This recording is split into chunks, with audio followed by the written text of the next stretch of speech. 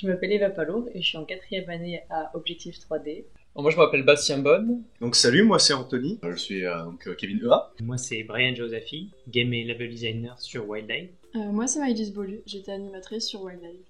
Et moi c'est Enzo Rostagno, je suis l'un des programmeurs. Alors dans ce jeu, on va incarner Weasley, un petit furet qui se prend pour un oiseau. Et il va devoir passer un rituel. Et ce rituel de passage, en fait, c'est de faire une distance en volant. Sauf que nous, on ne sait pas voler, et du coup, on va faire que chuter tout le long du jeu. Et c'est ça le but du jeu, c'est survivre à la chute et arriver à la ligne d'arrivée. 3D environnement artiste, et j'ai été aussi technical artist. Je me suis occupé de la création des personnages, du concept jusqu'à l'intégration in-game, en passant par le texturing et les allers-retours vers le pôle d'animation et de rig. Je me suis occupée de tout ce qui a été mouvement donc, de Weasley, donc le furet, le personnage principal. Moi mon rôle c'est essentiellement la création de situations, le paramétrage des règles du jeu, la vitesse du personnage.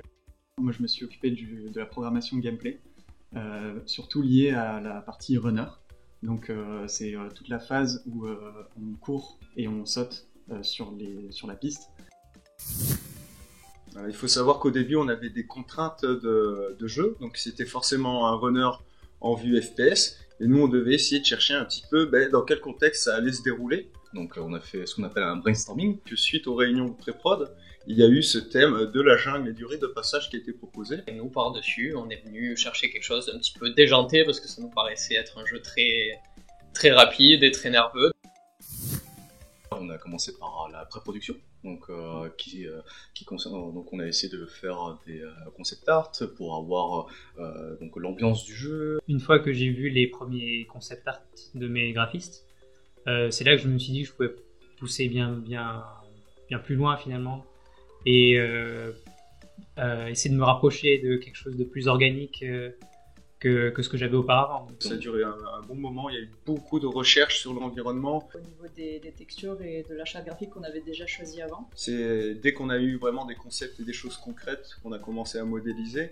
On a commencé à monter les décors, à mettre des intentions de lighting et tout. Les moments où j'ai sans doute été le plus motivé, c'est quand les assets et les environnements ont commencé à prendre forme. On a surtout mis en place en fait les idées du game designer. Quand on appuie sur telle touche, je voudrais un saut un peu plus fluide, un peu plus rapide peut-être. Ça a été une première expérience en tant que réelle production du coup, donc vraiment du début à la fin.